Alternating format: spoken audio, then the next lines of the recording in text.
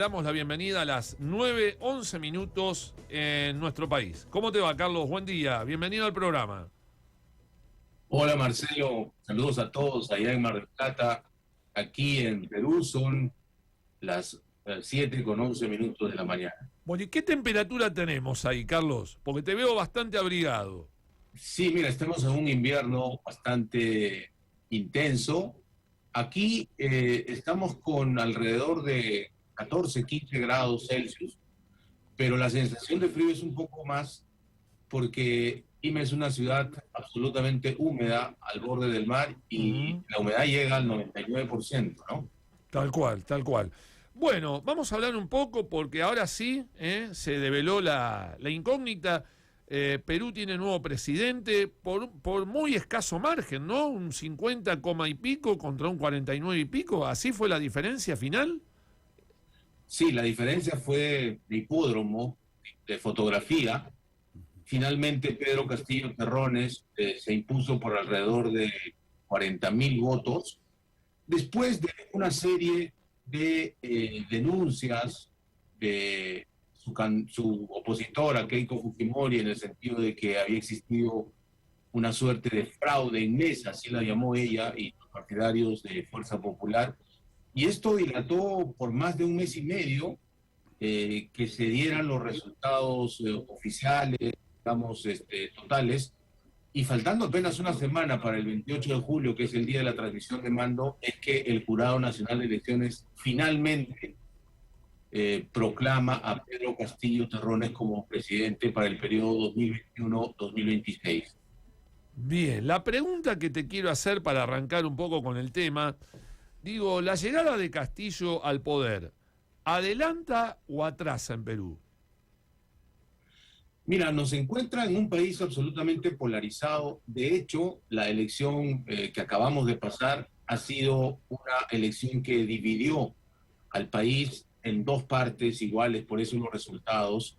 Y además, previamente en la primera vuelta hubo una polarización hacia los dos extremos, ¿no? Hacia el extremo izquierda, donde aparece este partido Perú Libre, que es de origen regional de la zona de Junín, en el centro del país, y cuyo fundador y secretario general hoy se ha convertido, pues, como decíamos en conversaciones anteriores, en el monje negro del presidente de Castillo, el señor Vladimir Cerrón, que además de ser marxista, leninista, pensamiento mariateísta, le llama él, eh, formado en Cuba por 11 años, donde estudió medicina, ha presentado un plan de gobierno absolutamente radical de izquierda que en Perú la gran mayoría de peruanos, según las encuestas, lo considera no solo anacrónico, desfasado, sino un peligro para la propia estabilidad del país, ¿no? Porque propone una serie de medidas que según los analistas, los economistas, en fin, los analistas políticos dicen que no solamente son anacrónicas, sino inviables, ¿no? Eso ha hecho que la otra mitad, aun cuando no votó por Keiko Fujimori en la primera vuelta, porque ambos tuvieron menos de 1,18 y otro el 14% de la votación en primera vuelta, pasaron al balotaje.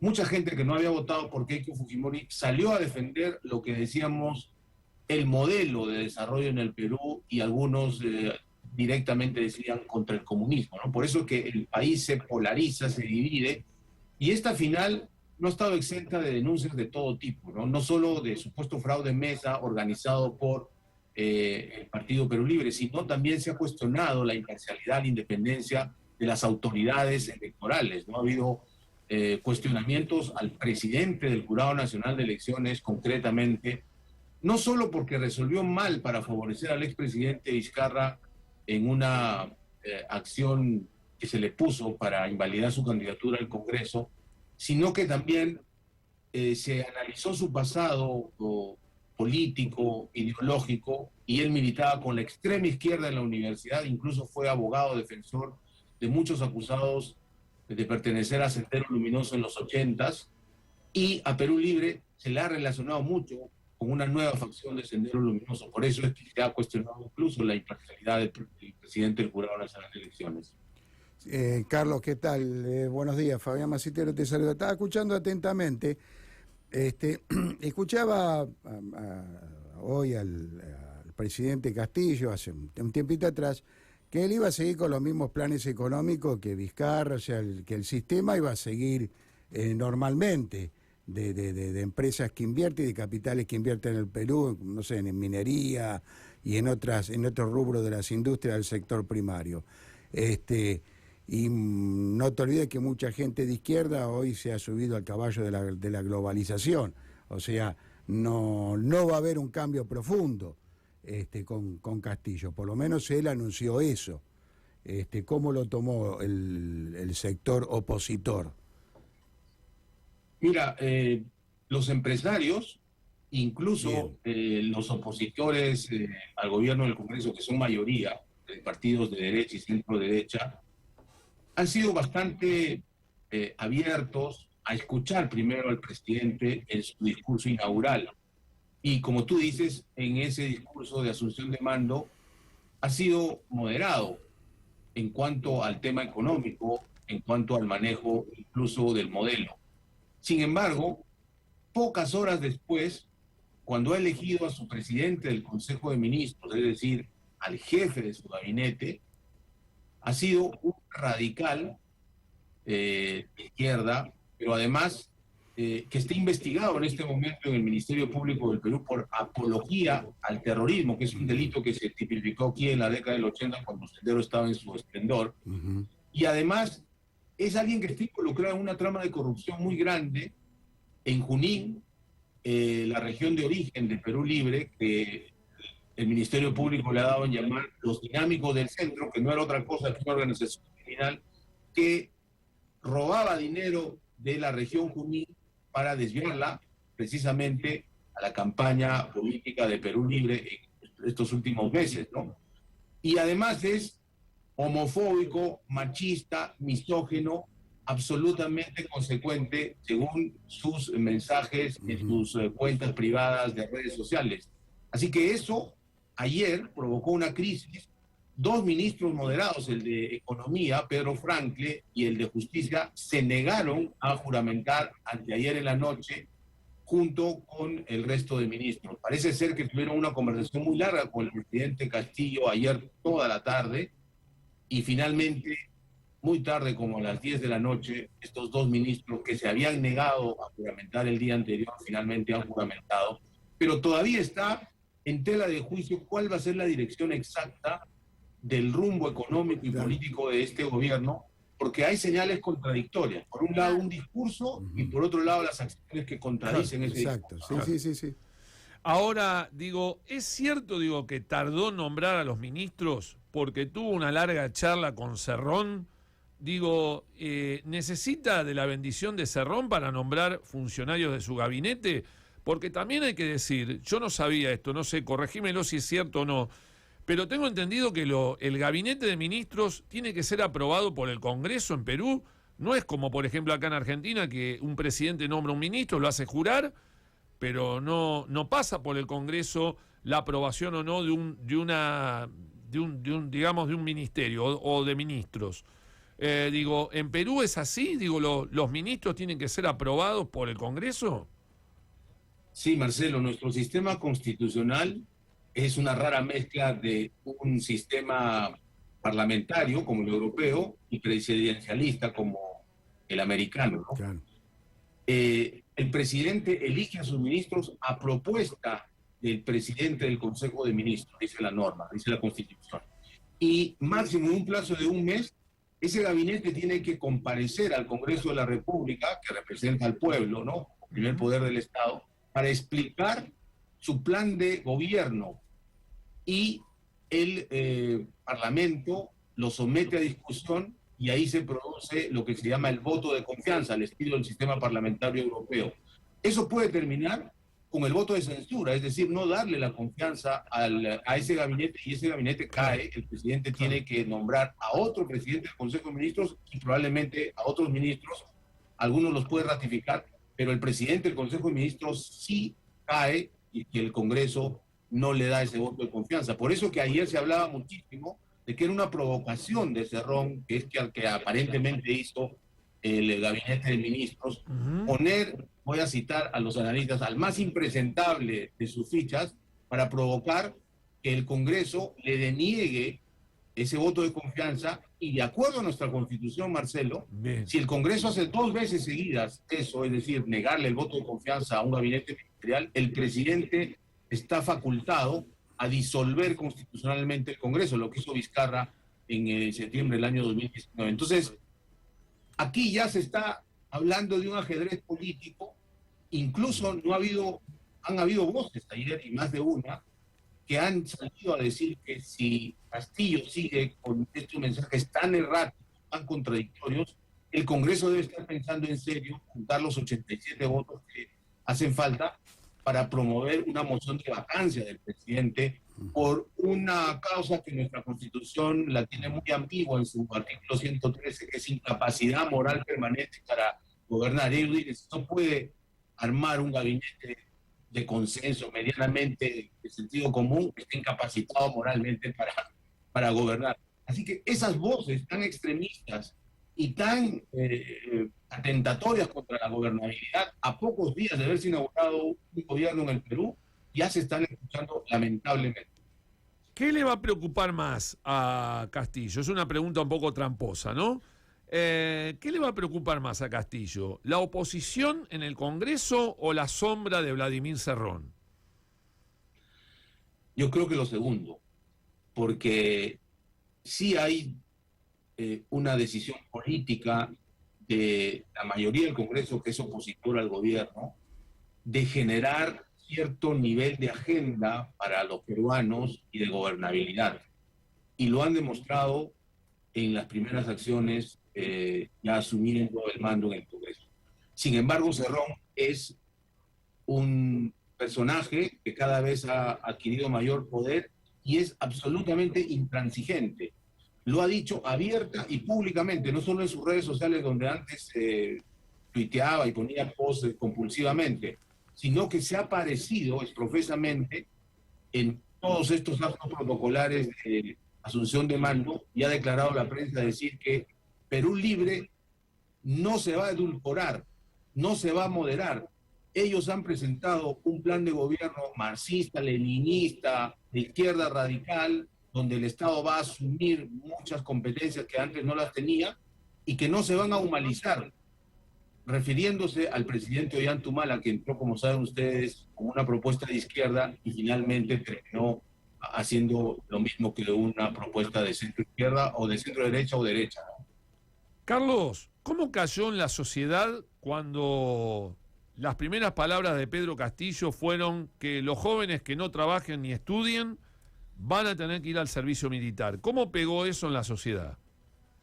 Con mucha preocupación, porque no estaban viendo una solución para los jóvenes que, como tú dices, ni estudian y tampoco tienen empleo, sino se veían en el espejo venezolano de formar milicias del partido de gobierno para defender lo que ellos llaman la revolución, ¿no?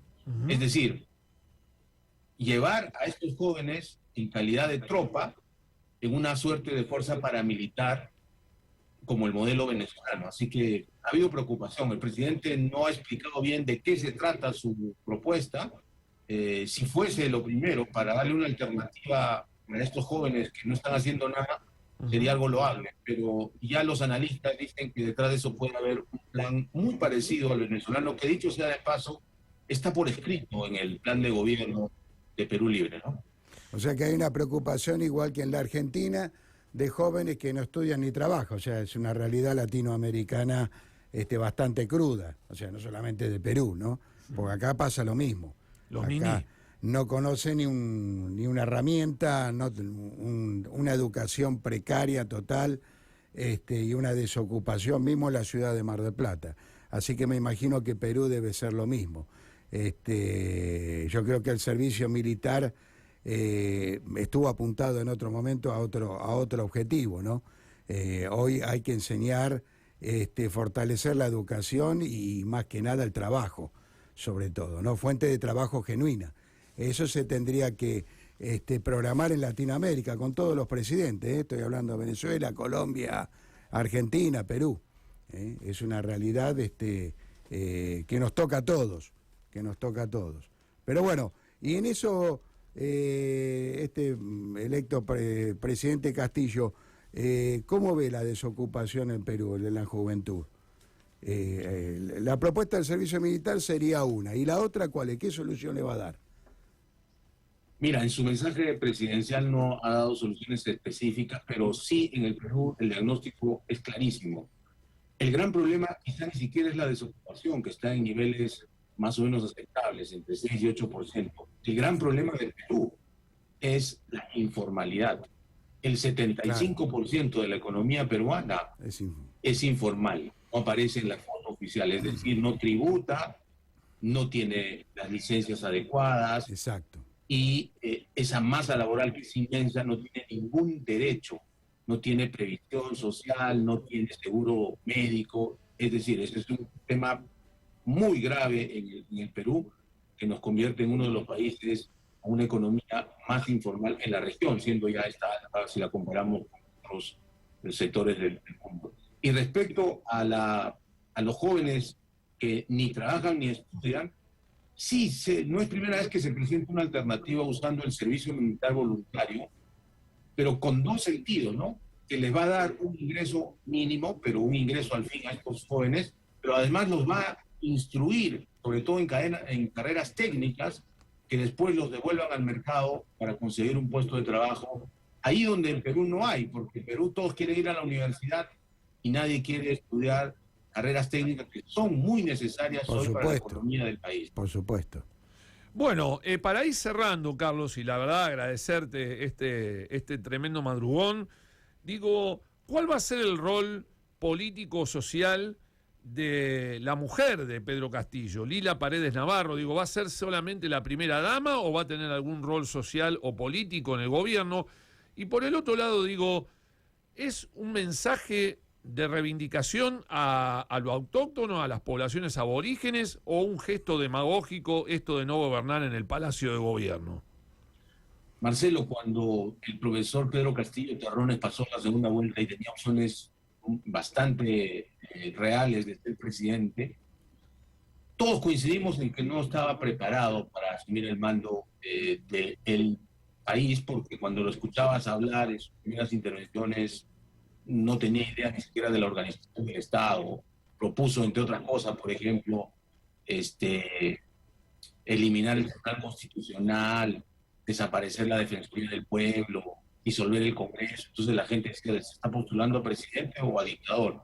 Pero era básicamente por desconocimiento. Sin embargo, también todos coincidimos en que, siendo un pésimo candidato, simbólicamente era un gran personaje para el Bicentenario, porque es un profesor rural que usa el sombrero típico de su tierra, viene de una familia pobre, aspiracional, porque estudió en la normal para ser profesor y después ha sido profesor rural.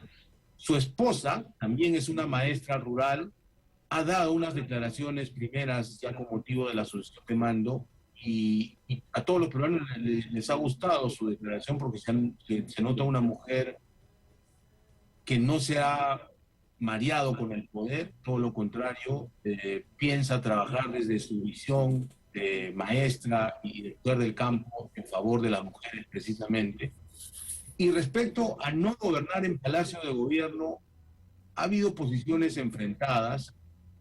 Unos dicen que simbólicamente puede ser algo que empiece este nuevo ciclo después de 200 años de independencia. Algunos incluso han hablado de demagogia, ¿no? Compararon con lo que hizo en su momento el presidente de México, Andrés Manuel López Obrador, que también dejó la Casa de los Pinos y se fue a gobernar otro sitio, lo convirtió en museo.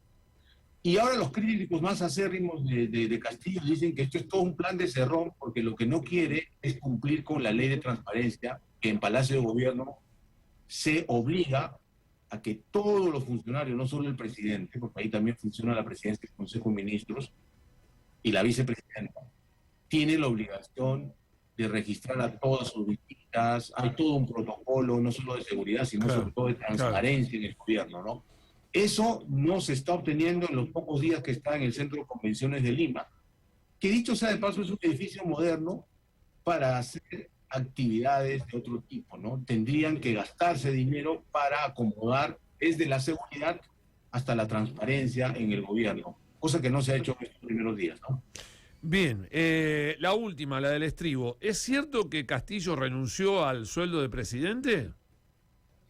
También ha sido otro anuncio simbólico, si quieres, y no solo eso, sino que dice que va a presentar un proyecto de ley para bajar el sueldo a los ministros y a los congresistas de la República. Que acá, la verdad, ya lo hemos tenido con Alan García en su segundo gobierno y ha sido sumamente pernicioso para la administración del Estado. Personalmente yo creo que el Estado tiene que tener los mejores cuadros, Claro. los tecnócratas bien formados y que tienen que ganar lo que el mercado dice a cambio de hacer un trabajo excelente. ¿Por qué? Porque administran muchísimo más dinero que las grandes transnacionales que tienen a sus gerentes pagando muchísimo dinero.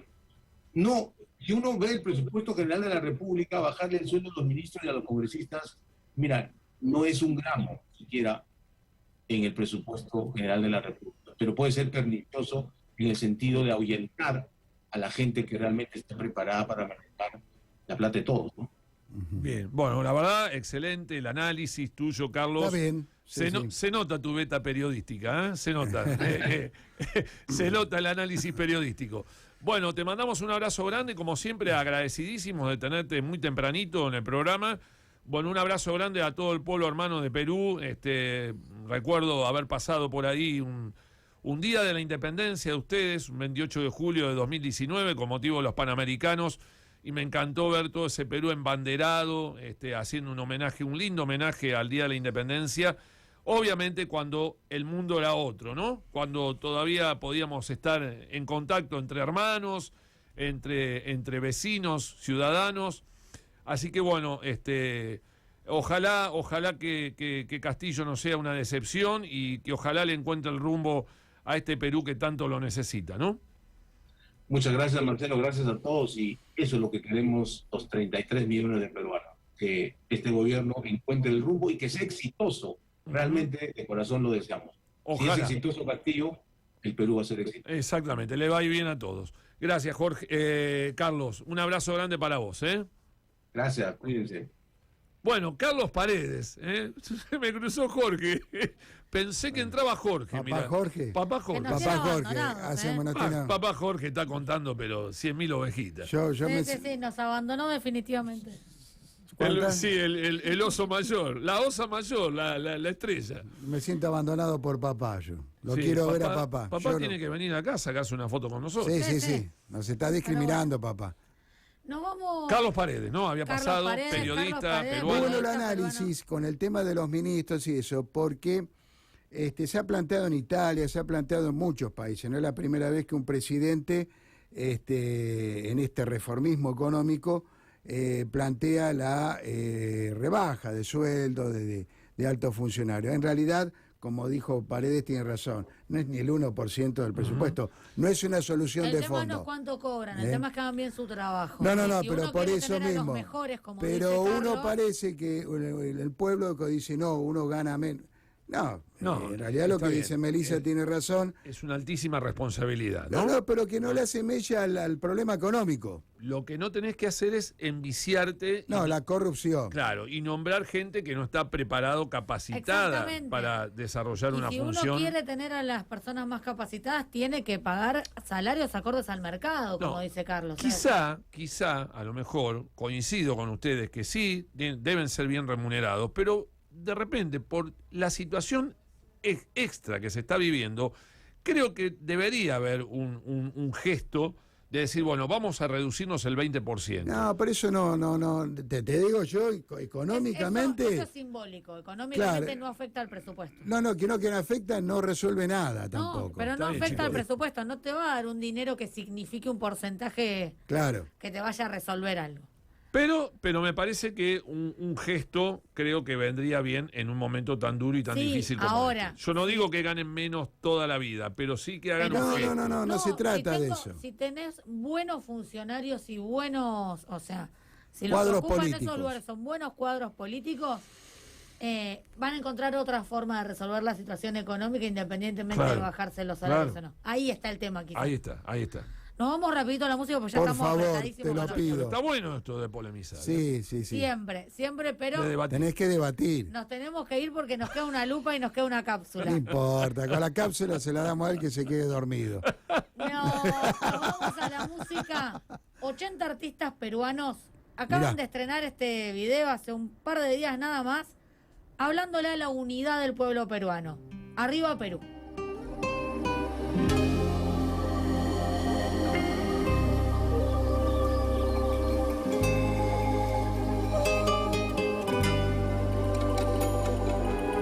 Hoy quiero ver a mi patria renacer de lo que pasó ayer. En esta tierra bendita, terraza inca que me vio nacer. Sueños, sueños y anhelos de ver a mi gente crecer. Ánimos hermanos, démonos la mano y así estés lejos, no te dejes vencer. Por los míos, por los tuyos, con fuerza y coraje lucharé. Por los míos, por los tuyos, adelante seguiré. Por los míos, por los tuyos, con fuerza y coraje lucharé. Por los míos, por los tuyos, seguiré. Si tu corazón es rojo y blanco, quédate con fuerza, emoción y llanto. Si tu corazón es rojo y blanco, ven aquí conmigo, quédate conmigo, únete a mi canto.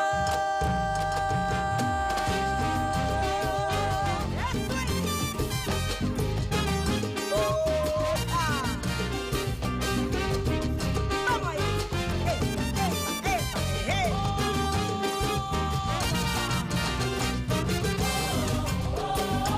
Patria divina, patria querida, el sol ilumina mi tierra bendita. Un sentimiento que yo llevo muy adentro que me llena todo el pecho con este festejo. Viviré, seguiré, lucharé, ya que en mi tierra moriré. Por eso, canta conmigo si tu corazón es rojo y blanco. Ay. Vorterix MDQ cuenta la historia que 3 millennials estaban vaciando viejos cajones de un altillo cuando uno de ellos